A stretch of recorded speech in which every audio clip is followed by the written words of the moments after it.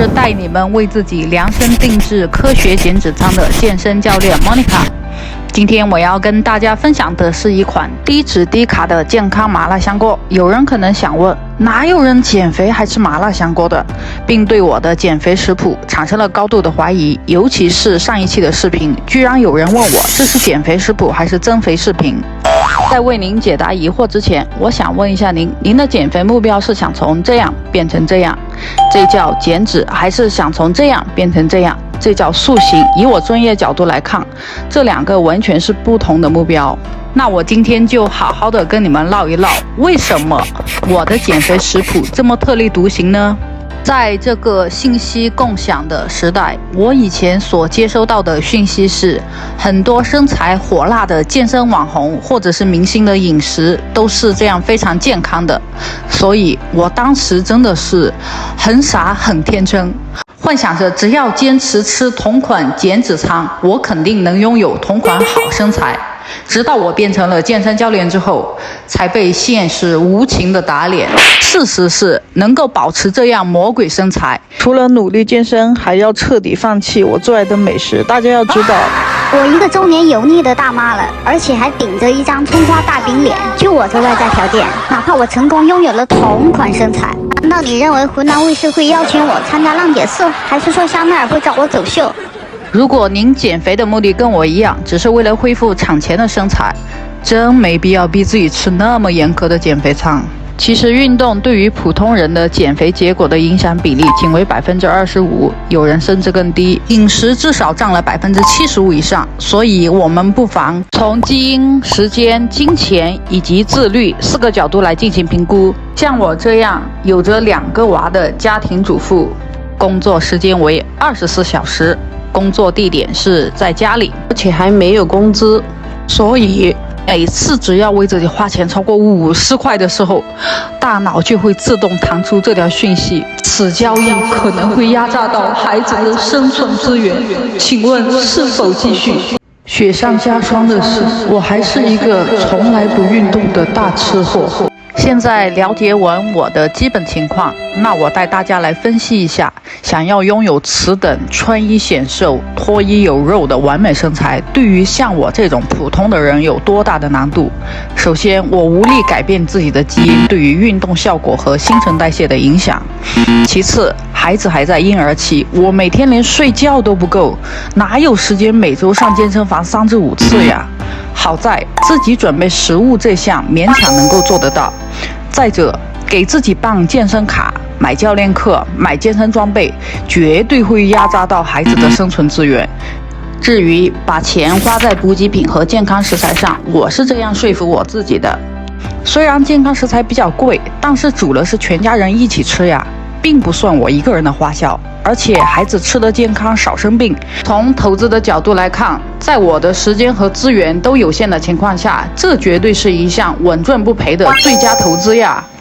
以上4项都能拿到满分的小伙伴，肯定都是富哥富姐，已鉴定完毕。恭喜您，您已经离成功仅一步之遥了。这最后一项也是最具有决定性的一项，自律。有多少富哥富姐曾办过健身卡，却一年到头都没有去过几次？而又有多少富哥富姐风雨无阻地去上健身课，却依然看不到清晰的8块腹肌呢？如果说前者是败给了惰性，那后者可就扎心了。明明已经努力战胜了惰性，却依旧达不成目标。唉，我也是过来人呐。虽然不排除极少数人受了基因的禁锢，但大概率都是跟我一样，在健身之后并没有严格的控制饮食。综上所述，如果不能守得住控制饮食这最后一道防线，塑形将会功亏一篑。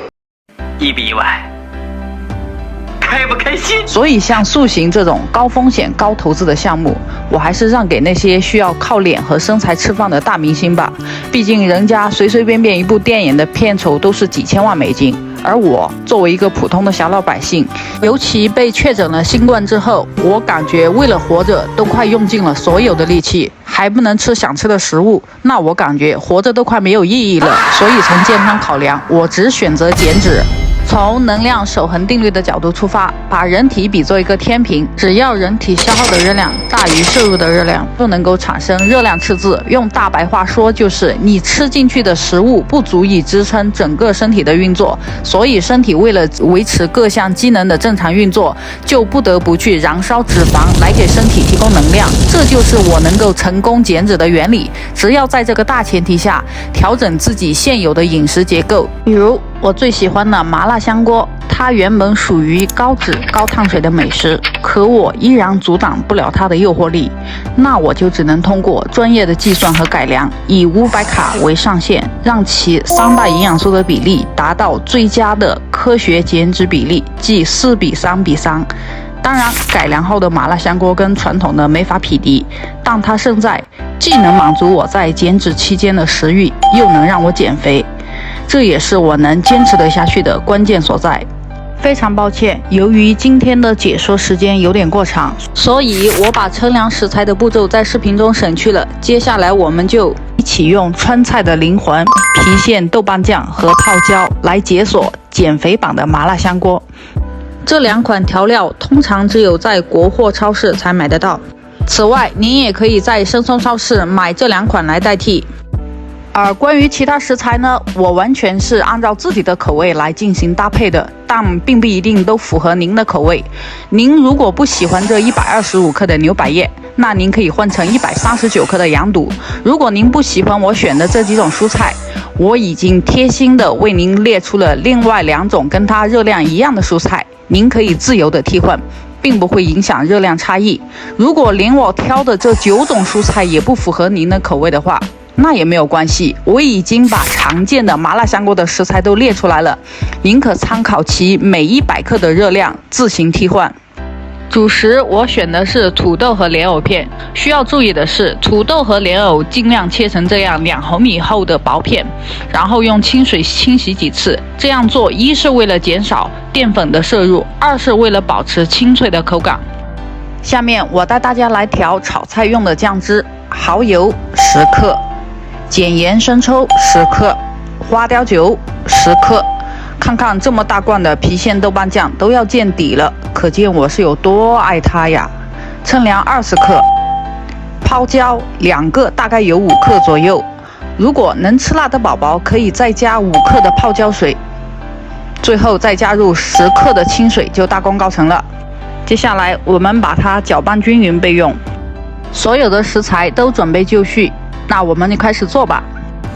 打开小火，把7克的橄榄油倒入锅内。由于油量比较少，我就用一个这样的小刷子把油均匀刷开来，放入10克姜片，煎30秒左右即可倒入106克的虾仁，煎1分钟左右即可翻面。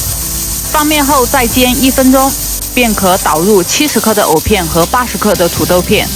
然后淋上酱汁，快速搅拌一下，就可以加入170克的芹菜丁，快速翻拌均匀，便盖上锅盖，焖炒1分钟。打开锅盖，倒入90克的油麦菜和105克的灯笼椒，